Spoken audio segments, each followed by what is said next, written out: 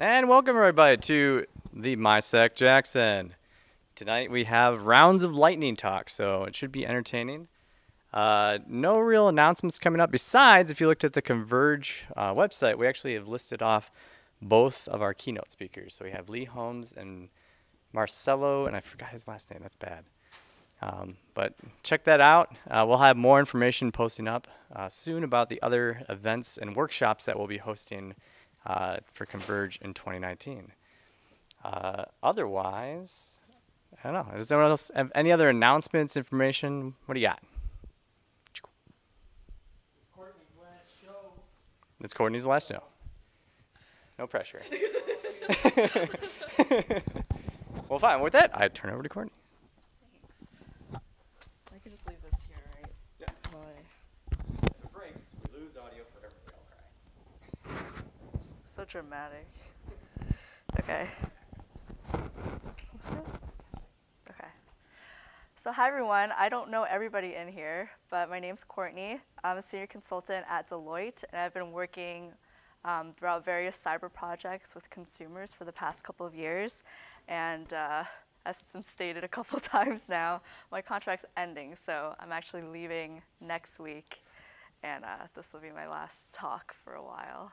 But that's okay. This one's a fun one. So Game of Thrones, I was going to awkwardly hum the Game of Thrones theme song, but I decided not to. So I'm helping develop the unmanned aerial vehicles department in Deloitte. So I have some drone knowledge that's just sitting in my head, so I figured I could talk about it a little bit. This is very high level. It's not going to be technical. If you want to know how to build your own drone, Hack5 has a great YouTube video up. It's like an hour long if you want to actually learn how to do that. But this one, I'm going to go through things like a brief history of drones itself, how it's come about throughout the years, its current applications in commercial space and the military space, and some anti-drone technology, a little bit about hacking drones, and how it's going to look like in the future. And feel free to stop me for any questions you guys have. So first thing, what is a drone exactly? So it's also known as unmanned aerial vehicle, as I mentioned before. It's interchangeable and refers to any unmanned aircraft. As most of you probably know, they come in varying shapes and sizes, so it can be as small as just the palm of your hand and go pretty slow, or it can be the size of half your apartment and cost millions of dollars. So it's quite fascinating. As I'm going to talk through the history of drones, it's come a long, long way. So the first recorded history of drones is back in 1916, the Ruston Proctor aerial target.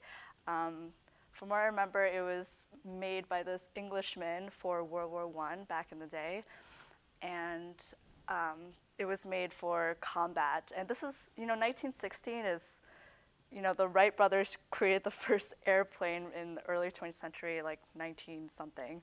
And this is 15 years later, and already we have developed the idea of an unmanned aerial aircraft, which is pretty amazing.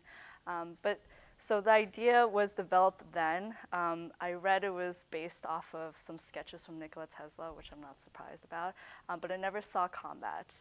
Then 2 years later, the Kettering bug was developed, and you guys might find that a little bit familiar of a term because it's kind of the skeleton of what we now use as present day missiles. So it's kind of, the idea came from the Kettering bug. It was an unmanned aerial torpedo, and to ensure that the bug actually hit its target, so the idea was, again, to use it in war and to drop a payload. And at that time, they didn't have the idea of controlling it with radio frequencies like we do now. They actually calculated from the launch point to its target how many engine revolutions it would take, which is a lot of math that I don't want to do, which is really interesting to read about. And then that also was not used in combat. The actual first use of it, recorded use that I know of, is later in 1982. If there are any war fanatics out there, you might recognize this operation as during the 1982 Lebanon War. It was actually one of the biggest air battles since World War II. And Israel coordinated the use of battlefield UAVs alongside manned aircrafts to take down a Syrian fleet. So this was pretty revolutionary. And then going forward in 1995, the MQ-1 Predator was developed. It was developed by the CIA and the Pentagon, USA. It saw a lot of use in war, this one. Most notably, after 9/11, the use of drone strikes increased significantly.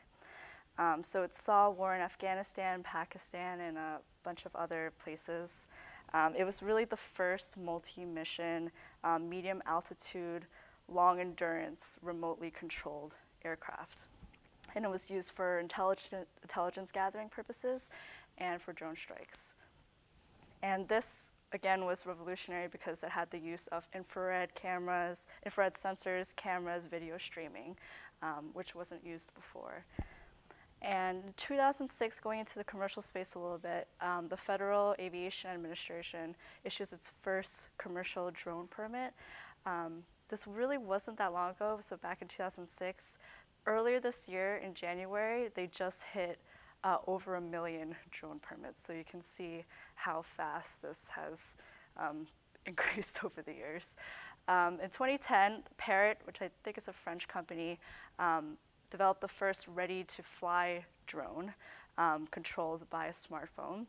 And then in 2013, which was a couple of years ago now, I thought this was like last year, Amazon proposed the use of drone-based delivery, as you guys know. And then in 2016, DJI introduced smart computer vision and machine learning technology, which is a big deal for the commercial space in terms of drones. Just going over quickly the different types of drones that are out there, and this is very high level. So there's the multi-rotor, which is the quadcopter. It's the most popular style of drone that you usually see. There's the fixed wing, which looks really cool. So that's the second picture there. It can fly the furthest and the fastest in terms of these types of drones. A single rotor helicopter, which looks like those little helicopters you played with in the 90s. And then a fixed wing hybrid VTOL, which means vertical takeoff and landing. Again, comes in different sizes, has different ranges depending on the drone, and has different specialties as well.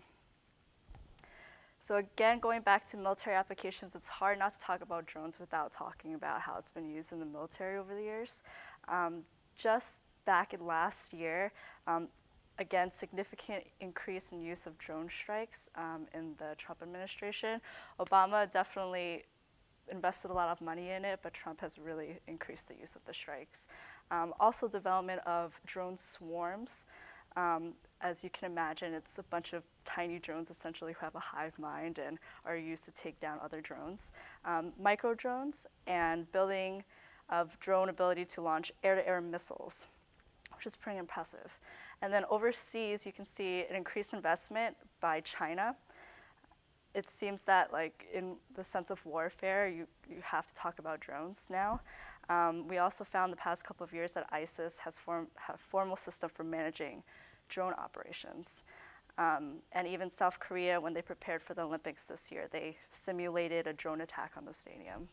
So you can see how this is a real threat, or it can be.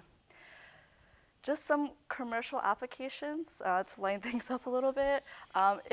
Drones have done some great things too. So things like disaster relief, wildfire fighting.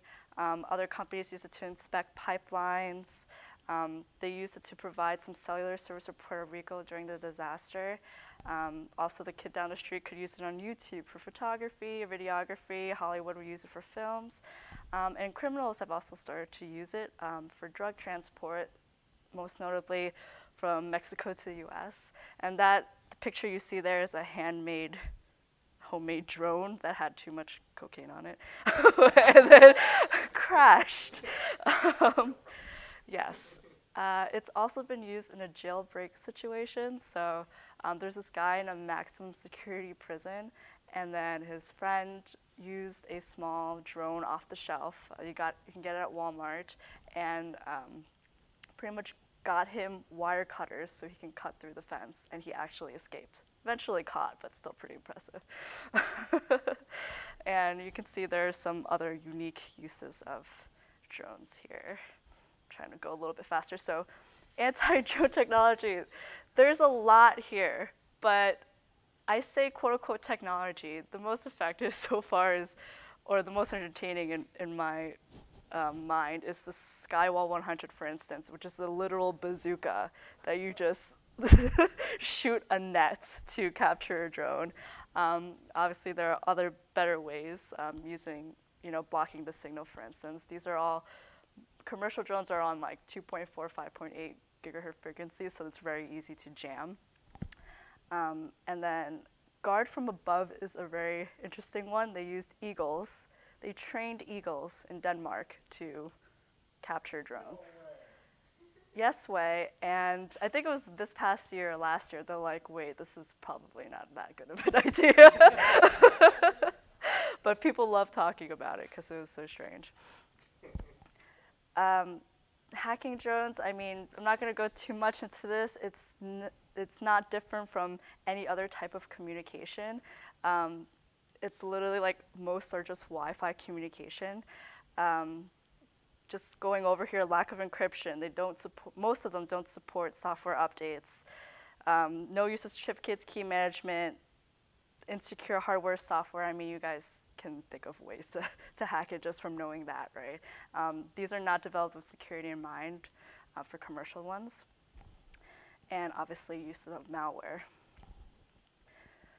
So future of drones, there's a new law that was just enacted back in October, which outlines protection. So essentially says the government can shoot down any drone that is deemed as a threat in a federal facility.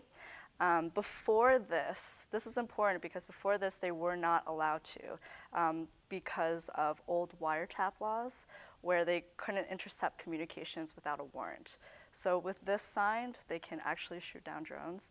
And also, with all this talk in the government, it's really solidifying drones as a threat. And yeah. So also, besides that federal law, drone use laws can vary by state, so it can be kind of confusing. This is not going away anytime soon. The industry will reach 12 billion by 2021, which is not that long from now. It'll be cheaper to own, cheaper to develop, still holds insecure software and hardware, et cetera, but it will get more advanced over time. And yeah, that's it. Any questions? Just a high-level overview of drones. Thank you. In China, there's a lot of real estate developers that fly drones, and the Chinese government doesn't like it. Mm-hmm. So they actually have like helicopters with guys with shotguns that they fly. Also very effective. Yes. I think I put on the anti-drone slide, actual gun also works. Gun. Yes. Go ahead. What are you guys using drones for at Deloitte? I don't think I could talk about it right yet. Kyle, can you talk about We try and use it for all types of things, but nothing really official yet. But you can think of the advantage for a utility company, right? From safety, lines down, where's the line actually down on the ground? Instead of sending a person to be like, looks like it's over there, you just send a drone to find it, right? Or if you're doing power line scans to see if there's any like conductors or anything else that might be busted, send a drone.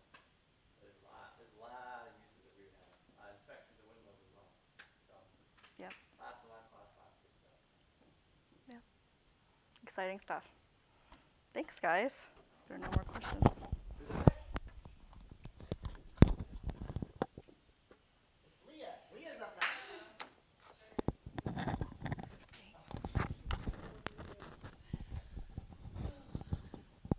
See, I will follow her awesome presentation so that way. Yeah. They're all awesome presentations.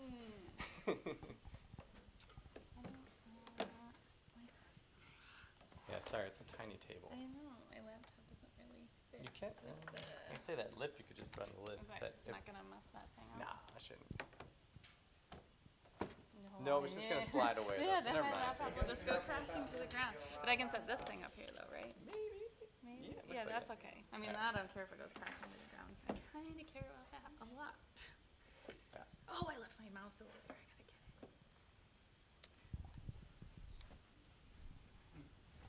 Oh, we got a mouse. Thank you.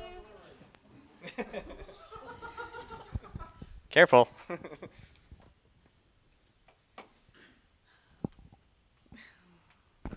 Cook away.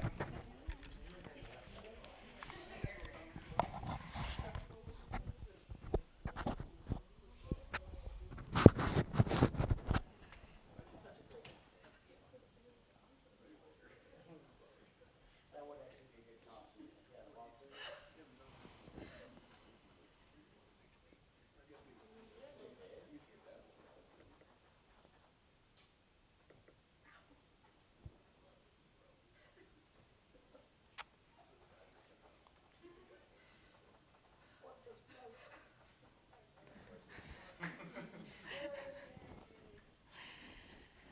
All right.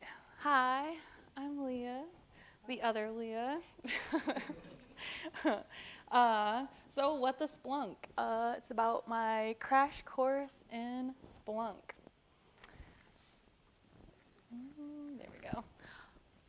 First, I wanted to tell you guys a little bit about me. I'm in my second year at Jackson College, working towards my associate's degree in cybersecurity and networking.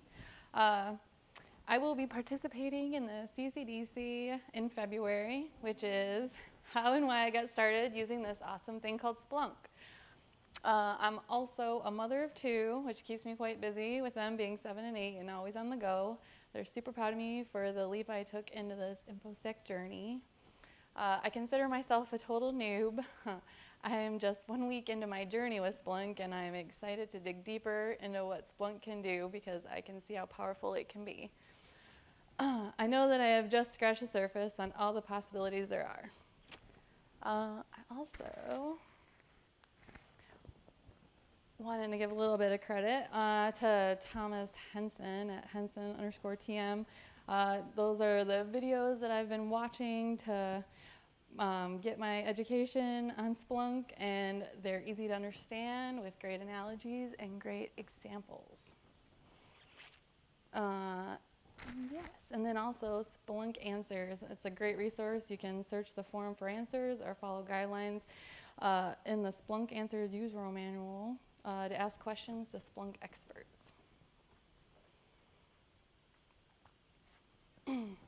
So a little bit about Splunk. So what is Splunk? With Splunk, you're only limited by the data you put in and the questions you dare to ask. Splunk is primarily for parsing log files and machine data, but you can input and analyze data from card readers, security log files, local event logs, video surveillance, files and directories, TCP, UDP, registry, and Active Directory. You can even use it to monitor things other than IT operations like social media, clickstream, video analytics, marketing results, supply chain, inventory logs, geodata, and A/B testing. But since we're all here for the IT aspect, that's what I'll be talking about.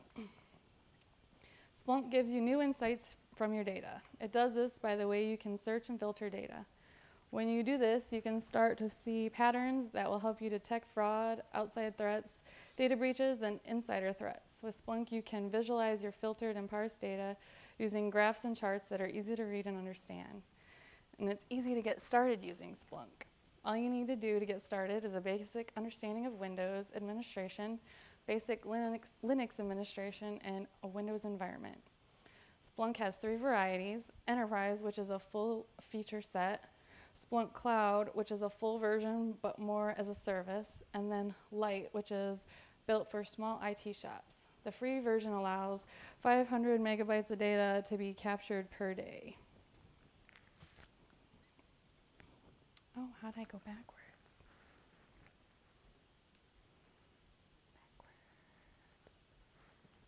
Maybe. Yeah, so let's get started using Splunk. So step one, all you need to do to get started is to go to that website.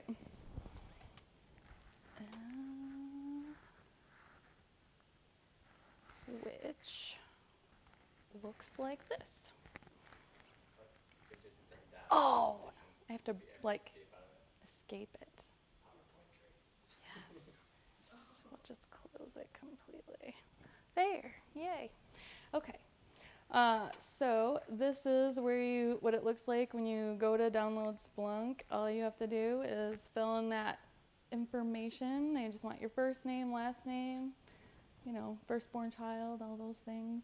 You got to accept the end user license agreement and create a username and password, and then you'll let you download the Splunk.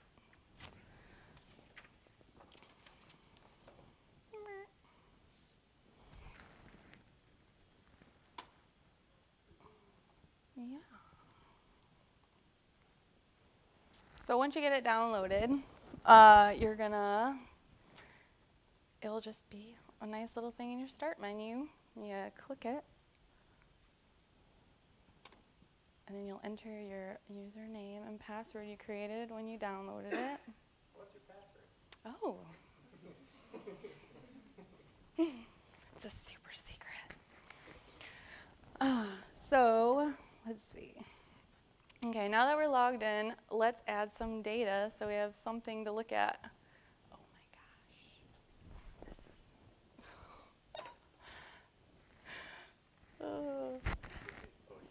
I know. Okay. This is interesting. Okay. So so there's a few options how you can go about adding data. One of the ways you can get data into Splunk is by using a forwarder. But first you'll click on Add Data. They make it pretty simple, usually. Nice. Okay. So you can forward data from, there's two types of forwarders. So there's a universal forwarder, has the lowest impact. It's 1% of the CPU usage. There are no alerts, no indexing, and there's limited parsing of data. And it is command line interface configuration. There's also the heavy forwarder, which is a full Splunk instance, and you can disable features. And it also has a web and a command line interface. There used to be a light forwarder, but it depreciated as of Splunk 6.0. The benefits of using a forwarder are that it is distributed, meaning it provides valuable info without disrupting operation. It also provides encryption. Data that is sent is done so encrypted, and it compresses the data. The data is compressed to prevent clogging up of your bandwidth. It does depend on the data and how much data is being sent and the size of the network. There are forwarders available for Windows, Linux, Solaris, and Mac. Another way you can get data into Splunk is by using the monitor option, which pulls log files and the ports on the computer you're running the Splunk platform instance. What I'm going to show you is the upload option. And so let's get started adding data. Now you can either browse the files you have previously saved by, clicking select file and you can browse there, or you can simply,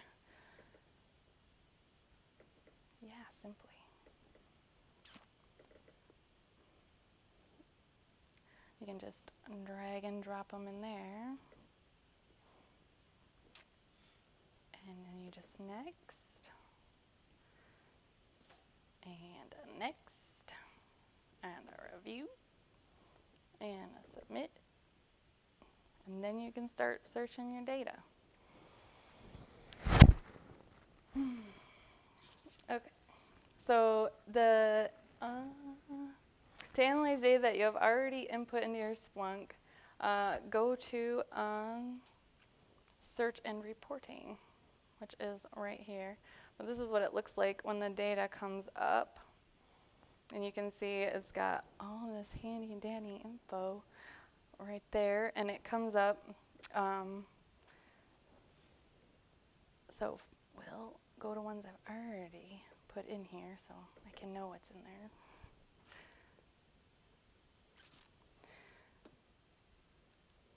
So you can go to ones that you've already uploaded, and you can go to your data summary. And when it comes up, shows you the hosts that the data comes from, what sources, and the source types. And you can also choose to how they come out. It's like the count of events, or the count of events over time, or the list all events. So we'll just click on that. Maybe. There we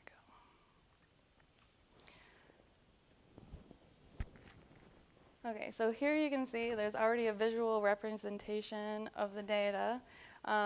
So you can zoom in and out of the data by, like this one's December 10th. That one's December 11th, and we can click on it to zoom like in and out. I already had it zoomed in clearly.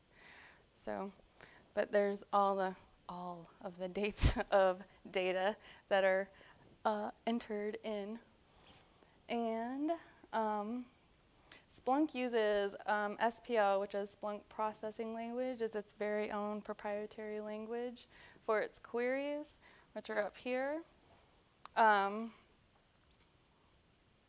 You can events are listed default by time, but it's easily changeable. And you can just change, or to do different searches and decide what you want. If you like, so this event code, or let's see, 4624, you only want to see all the events that have that event code. You can just click that and add that to your search. You don't have to know the Splunk processing language to put it in there, but it definitely helps. You can do better searches once you learn that.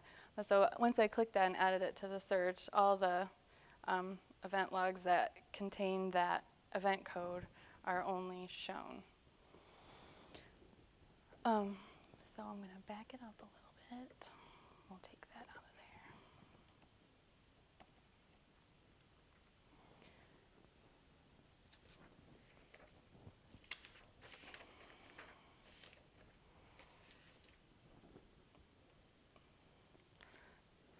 All right. So also on the left-hand side, it also lists out all of the interesting fields that are in the data, and you can choose any of that. So there's 16 different event codes in the data that I've entered, and when you click that, it brings them up and it shows you the top 10 occurrences. So that's definitely handy when you're looking for, you know, people trying to do malicious things to your computer or other things. You can also, let's see, you can also enter in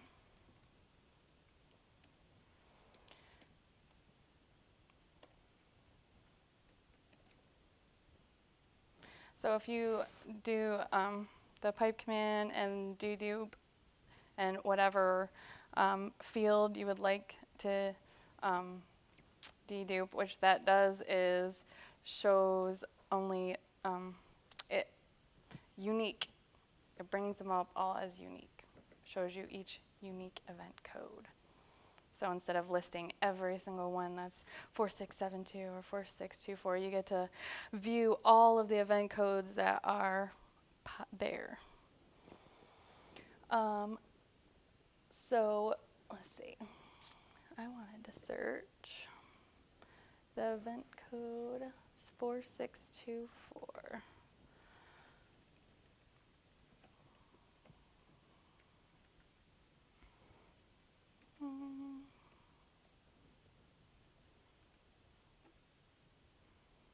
Of course, I didn't do it the correct way.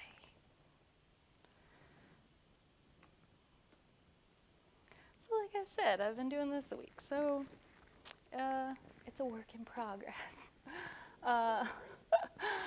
The easier way to do it is you can just find it, and then you can click it, and you add it to your search. But this is only a single instance, so it's only going to bring up, oh, there, it brings them all up. Ta-da. All right, so all of these event codes, 4624, that is when someone has, some account has logged in.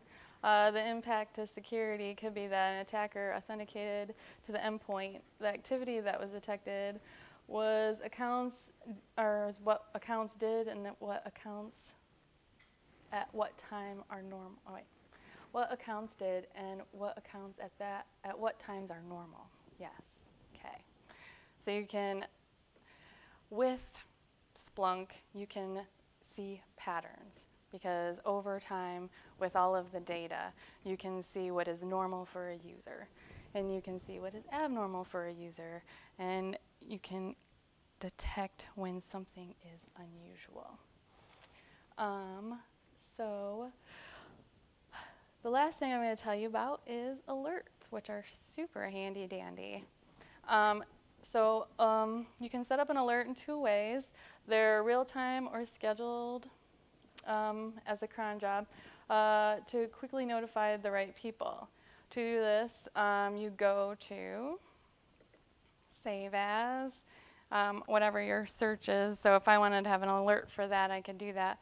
But a better example is if you had a web server that is always running out of space because of some kind of log issue, and every time this happens, you need to move the logs to free up the space. You can set up an alert so that it will run a script to move those files for you at any time of day or night. You don't have to run the script yourself. You don't have to get in there. Once you set that alert up, it will run the script and move those files. So you just have to give it a title, a description, and when you get down here, in the trigger the actions, you can add the script into the actions. Let's see. Yeah. So. So I hope this gave you a good glimpse into the power of Splunk and how easy it can be to use. Thank you. Question? Yeah. So, and you're using a free version. Is this like this free version you download? Is this you can only use it for 30 days or? Nope. It's just the 500 megabytes of data a day. That's it. And yeah, so you're not gonna be able to use the interface because of that. But so well, I meant that was the obvious reason why they did that. Right. So then if you're using this like on your home network, you can have it to where instead of like how you upload the file, can you have it to where it's getting the live feed Yes. from your system? Yeah. Can it go out and query those systems and pull the data, or do those systems have to be configured to send stuff to it? Do they need a client on them or to talk to Splunk? How does that work? You mean like not your own home computer? You mean like to Say- have? Say if you just built out your own little lab at your home or something like that, just Right. for testing purposes. You could just install forwarders on the other systems, and it will send the data right into Splunk and put it in there for you. And you can search it and make your own charts and graphs, and you can get anything you want out of it. So now, when you said that you have those triggers and those alerts, Yeah. you can have that alert actually trigger to run something on your computer, like an exe or a script or something like that. So that would Yes. be 100% automated at that point? Yes. You wouldn't have- Yes, and you can also, alerts can also be emails. They could, I have more. They can, yeah. I don't know. They do a lot of. You can do a lot with the event or the alerts. There's a lot of events that you can trigger once you set an alert up. But the script thing's super awesome. That's going to be wildly powerful for the CCDC. I know. That's why I was like, jumping up and down. I'm like, it's so cool. Oh my gosh, it's gonna be awesome. Yeah. Yeah. So Oh my gosh. I'm glad that I decided I would do this talk because it forced me to cram it all in my brain really fast. Are you going to have to do a lot of like manually configuring in order to get it to bring up those certain alerts that you want, or is there like a basic config or something like that? Or It is, well, you have to do like these, you'd have to put into a search, and then you just, once you figure out what data you need to look at, then you just, yep, and then I'll just bug you for the PowerShell script that I need, and and we'll kill it. Yeah, yes, so I would definitely need help from my teammates, but we can make this awesome, for sure. This gets very powerful because if you install Sysmon, which is another agent, like a Windows box, that'll also give you current process information, command line stuff. So you can make some very powerful. Oh yeah, right. It analyzes a lot of different kinds of data. This is just minimal data that I have put in here, but you can use it to analyze any kind of data in any kind of way that you need it to do. It's very crazy powerful, for sure. So, any other questions? No? Yay. Thank you.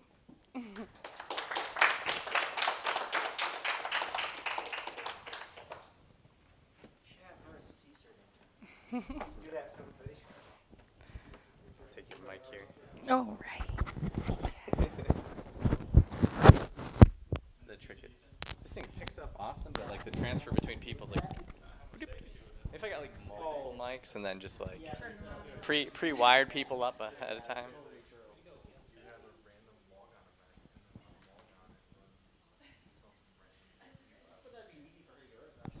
Yep.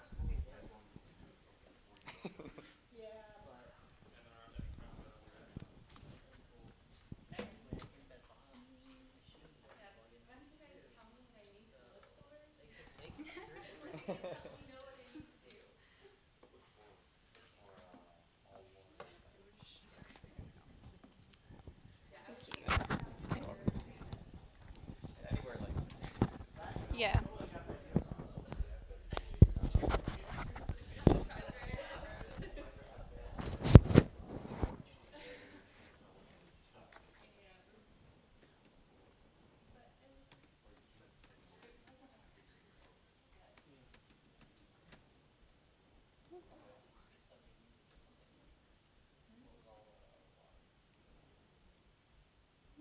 Okay. What happened? What'd you do? I didn't do anything. It's in there. By the way, Leah, curious. Is it just pinched? Computer file video on this? What? Have you seen the computer file video on your topic? No. No? Okay. Is it just going to be sensitive? I think it's gonna be. You know what? It's just gonna be one of those nice guys. Okay. Okay, cool. Yeah, it's just kind of tight, so it's like bending the HDMI a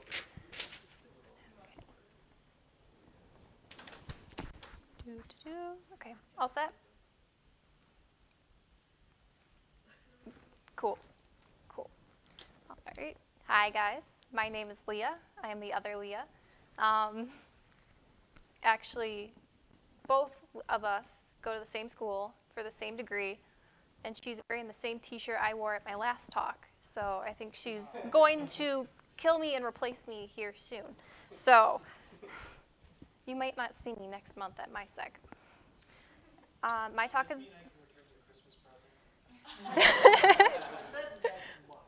Yeah, next month. I still have Christmas, I think. Oh, so I have until February. Okay, I'll be here for a couple more months, and then I will disappear, and she will replace me.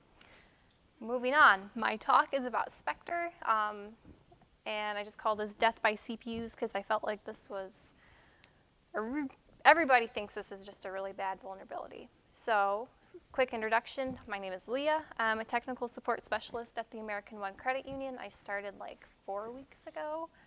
I'm also a student at Jackson College, and I'm going for cybersecurity and computer networking. and we're going to talk about Spectre. And I first heard about Spectre from the Hacker News, so I want to give them a shout out. If you don't read their articles or keep up to date with them, they're a really professional group that write really good articles about any kind of recent attacks or vulnerabilities in the field. So what is Spectre? The textbook definition, like one of the textbook definitions could be Spectre takes advantage of speculative execution by performing a clock attack on the CPU cache, revealing sensitive information. And if you're anything like me, you heard something like that and you're like, what? What the Splunk? Clear as mud? Not really. So kind of to understand the concept of Spectre, you kind of have to understand speculative execution, which is on pretty much every modern processor that's out there right now. And that is a function on your CPU that attempts to predict the future in order to work faster. And we all want our CPUs to work faster. We all want really fast, fun computers. So they all do this. So as an example, we're going to go kind of give our CPU a function and kind of run through how this works. So our function is if A is greater than F, do X. And if A is less than F, do Y. So if our CPU got this, it would get its function. And it doesn't actually have the value of A or F inside the CPU. It has to go out to the RAM to get it. So that actually, in computer terms, takes a really long time. For us, it's just like not even a second, but for it, it takes a long time. So while it's fetching that information, it's not just sitting there idle. It's going to actually perform a speculative execution on X and Y, which are functions. So your CPU has execution units, which are kind of like tiny calculators, and it has multiples of those, so it can do multiple functions at once. So it's going to perform X and Y even before it knows what the value of A is. And then once those calculations are made, it's going to store it in its CPU cache, which is a small bit of data directly on the CPU.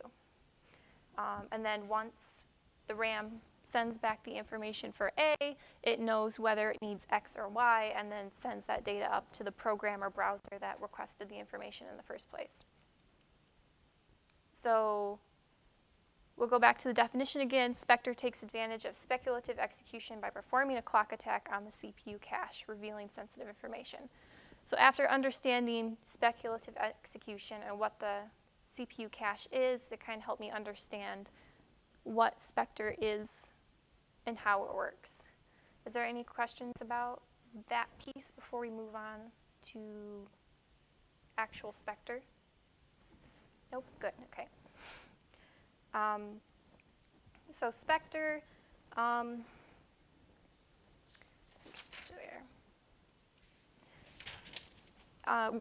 is a vulnerability on any modern day processor that's been made like in the last 20 years, so pretty much anything. Your tablets, your phones, your PC, your laptops.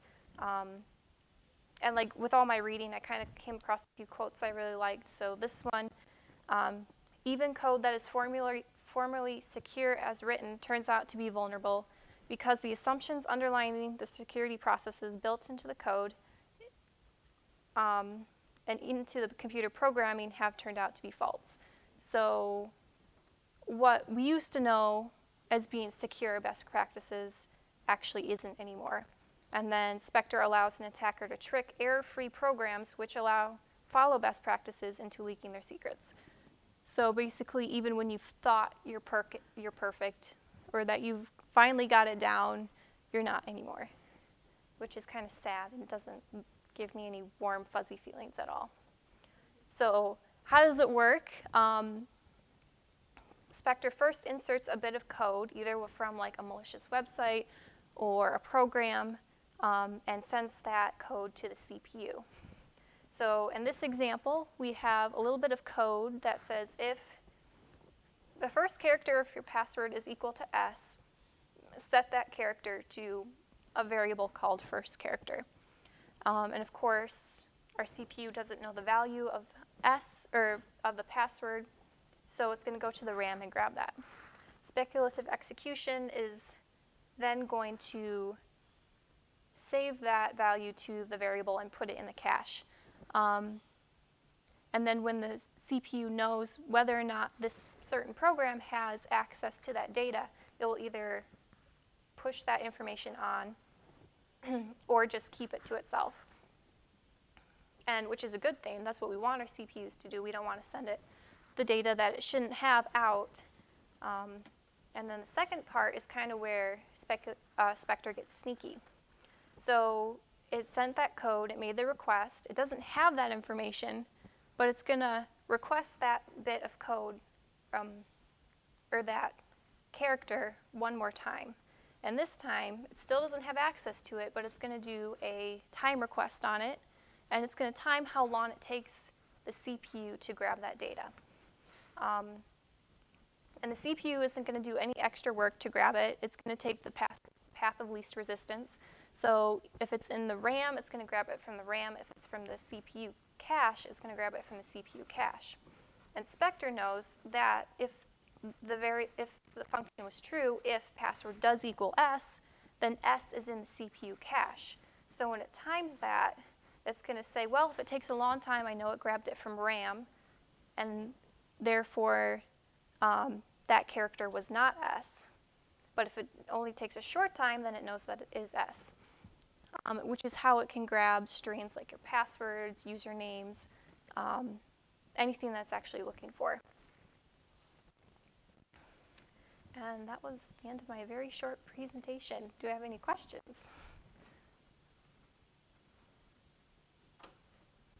Is there a fix for this generally? There are patches for CPUs, but they wear down on your CPU usage, so everything's going to run slower. Yeah, it's sad. It's really sad. There are both BIOS updates, microcode for the system itself, and software patches and applications that have all come out. It depends on what your specific Right. needs are, though. Right. So I just wanted to say something kind of as a shout out. So the three states of data, data in transit, data at rest, and data at process.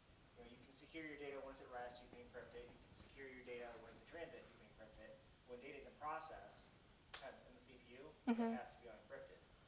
Right. So, Well, that's what's so interesting about this one, because it's kind of going back to the fundamentals of security, like those things we just assumed are taken care of, and then we worry about our software and making our software secure, but we actually have to make our hardware secure too.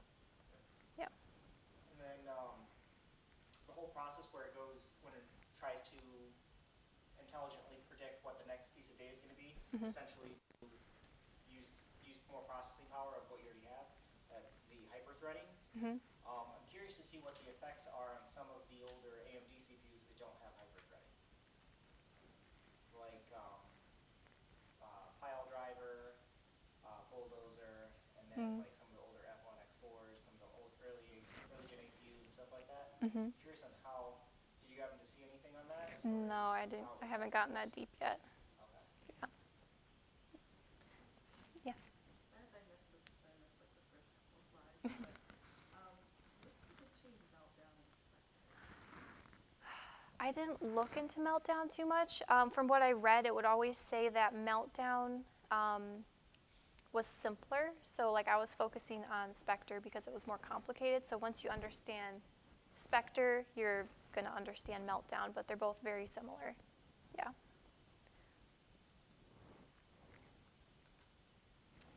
Done? Okay, awesome.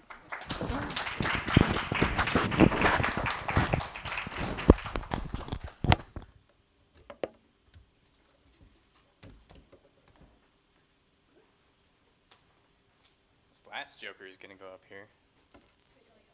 Are you also Dan? Right? I'm Leah.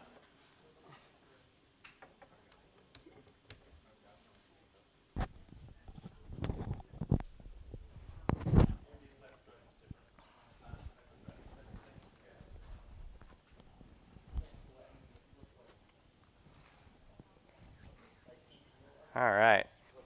So my name is Kyle Andrus, and I'm going to do a quick overview of an individual I think is doing some awesome work in the forensic community. If you guys aren't aware or know of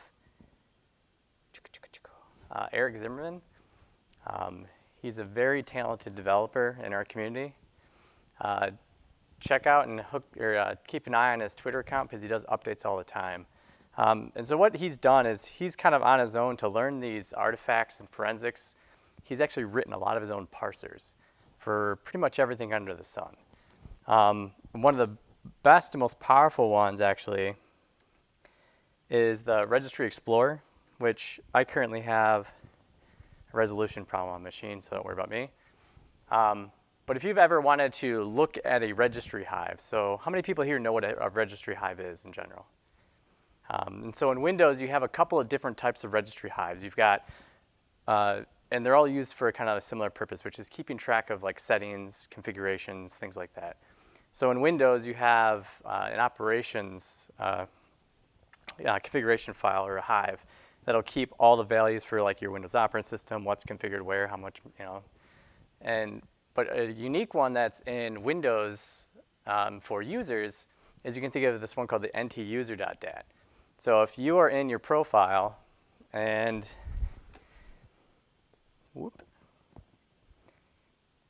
you already pre-parsed out an nt.dat file for yourself, they usually look like this guy, minus the M in front of it. I did that for naming purposes. But this file itself, if you were in the root of your box, normally I'd go to the root of my box, but this is my work PC because I can't actually stream and present on the same laptop, and I didn't think about that. So just pretend this is in your actual user directory. So if you go into C users, your username, you're going to see ntuser.dat. What this file will have is a lot of the settings and that you're using for your machine. So let's try and think of a good example. So if you've ever noticed when you open up like a Word editor and you notice that it has a listing of previously edited documents, and then you go to another Word app and it also lists out some of that information. So your own user hive will actually keep track of things like that. If you go into File Explorer and you change the settings from how it sorts information or the sizes of the pictures in a folder, and you close that, and you go back to the same folder and it remembered your last settings, that's stored in your ntuser.dat. So there's a lot of these little settings and configurations that you can use for forensics, whether it's being for an investigation, HR compliance, or if you're doing malware.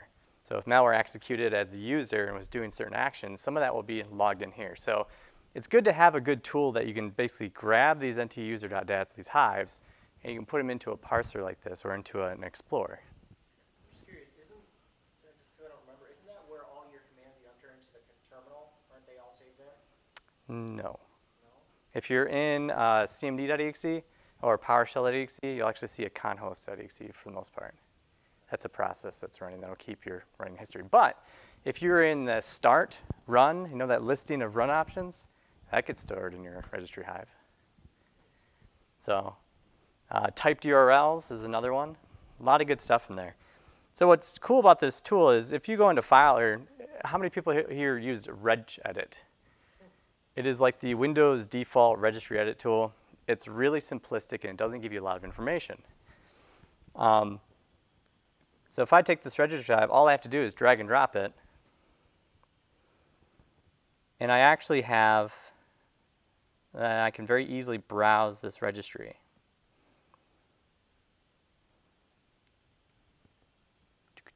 So if I dig here, Microsoft,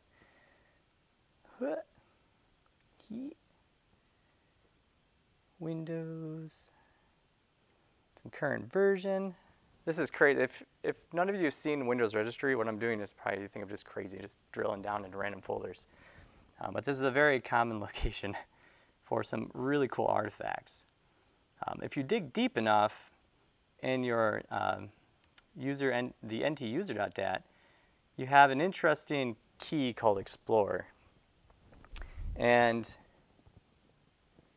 what's neat about this is where some of those settings I was talking to you about are actually saved. So for example, file extensions. the operating system is going to remember the file extensions for pretty much everything you've opened. So let's see if there's one. Where'd he go? PDF.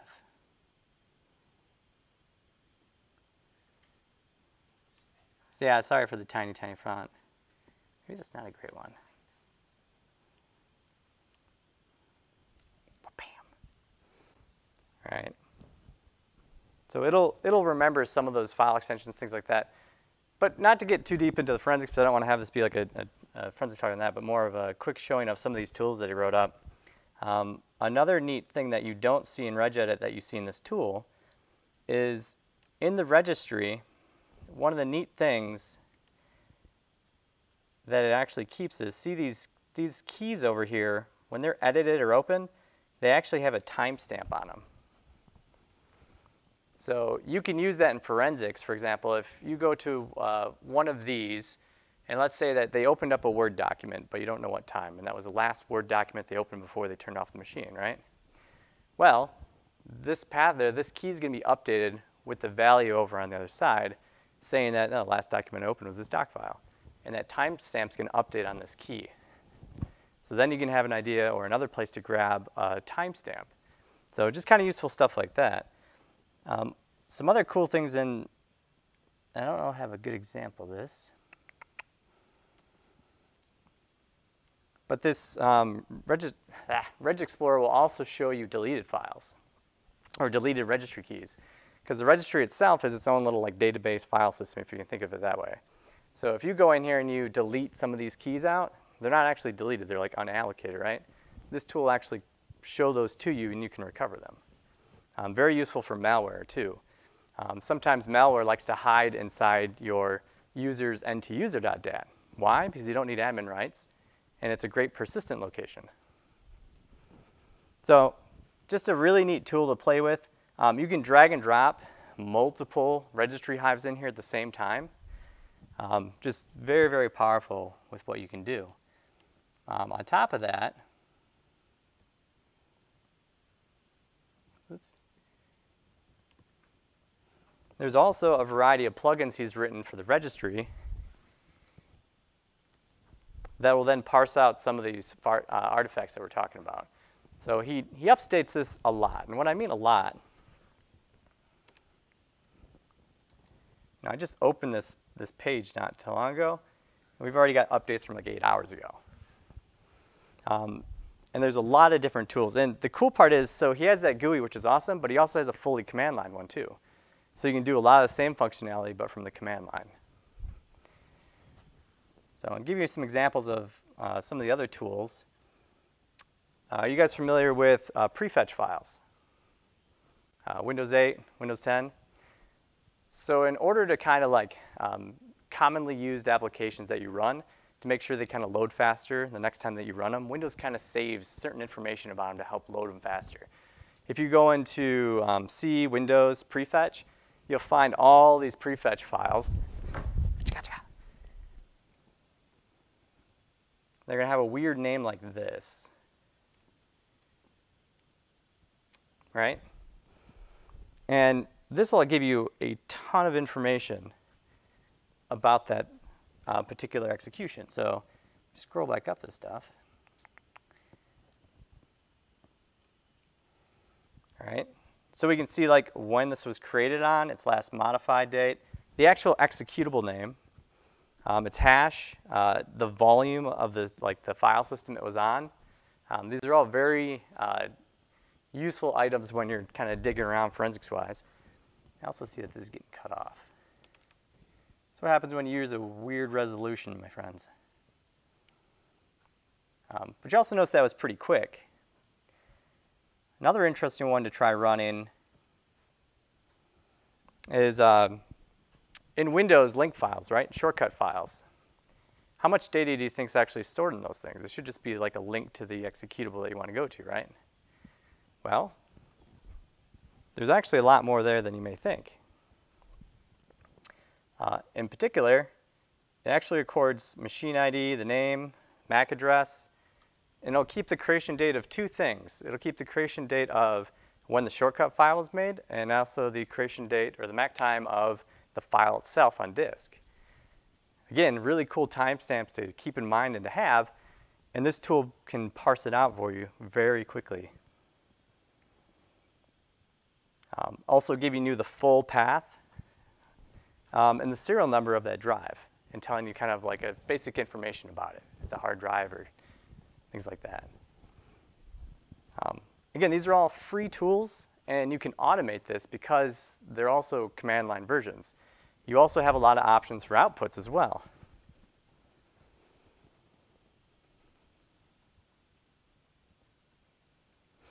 So if you wanted to, you can output this as CSV, XML, HTML, JSON. JSON's pretty cool because you can then export it out of the tool and into a PowerShell object, for example, because you can import that. You'll get all these data fields in a way that you can basically manipulate it from a script. And then the last one,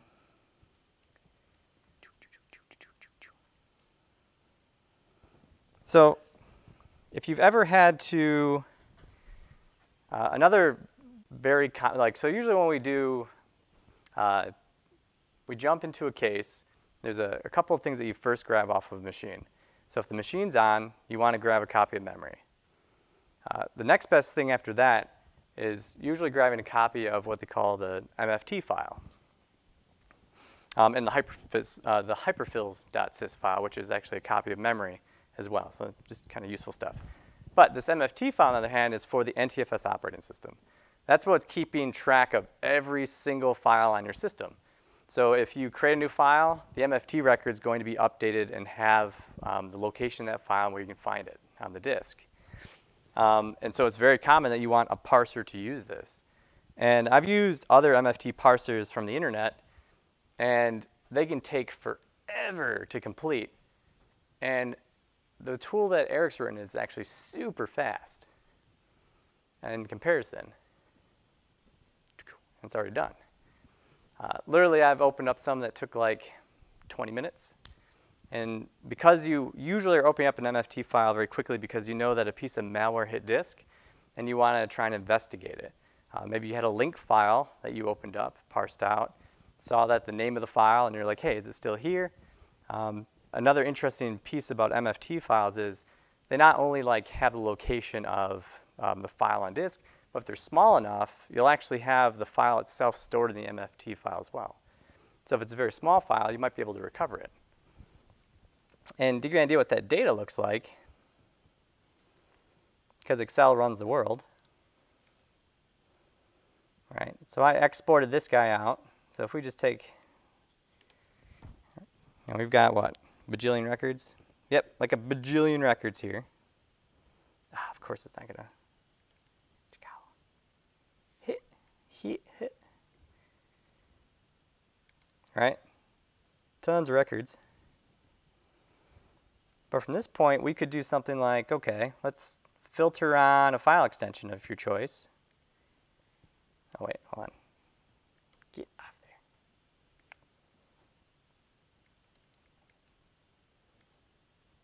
I'm breaking Excel, don't mind me.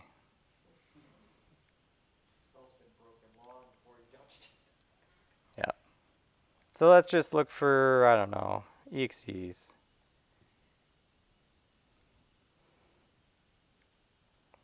Variety here. Oh, am I in file name? I'm in file name. Okay, that's fine. All right, so I quickly was able to filter out down to about 1,800 of all the files that have .exe in them in some way. And again, these records are contain MAC modified access creation timestamps. You're going to see the path and a lot of other information that's very important to you in your forensics investigations. But yeah, like I said, this, and there's much, much more, right? He has just a lot of these little parsers that you can use depending on the investigation that you're looking into. AM cache, app cache, those both can be used to find files that execute on the operating system for Windows. Jump lists, like I said, MFE, there's You can recover deleted files from the recycle bin, and this parser does an incredible job at doing that. And on and on and on. So I just want, and the Shellbag Explorer is also really cool, because I told you a little bit before about when you change the icon sizes and mess things around. That's actually stored in your NTUser.dat and the user class.dat, so another Hive that you have to grab. But what it does is, so it keeps your information for when you change your settings, yada yada, but it also will retain the file path as well. So if you, for example, opened up, plugged in a USB drive, went to your USB drive, hacking tools, awesome hacker 3, totally gonna screw the company today, folder name, and double click on an executable, you would be able to see that path and recover it and see some timestamps around it because you opened it in File Explorer.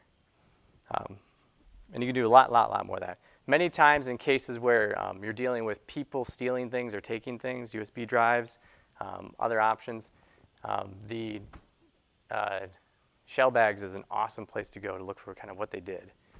Yeah. Knowing this, how difficult would it be for somebody to cover the tracks? Like just start destroying things? To cover the tracks, in other words, to remove the shell bags. Yeah. So you'd have to find I don't know if there's a tool out there that will wipe through your NTUser.dat, because if you just delete these keys, they're still technically in the Hive. Yeah. And remember, like anytime that you start doing advanced forensic stuff, you're using more unique tools to do something. So if you do all your operations and you run a privacy wiper, bits and pieces of what you had before, some of them may be recoverable, some may not, depending on what kind of tools or system settings you may have on your systems. But at the end of it, we're still going to see the wiper that you ran very clear. So, and it's never good when you're doing an investigation, you find privacy wipers on someone's machine. So why would you use a privacy wiper on a corporate machine with company documents on it? Yeah. Yep. That's all I got.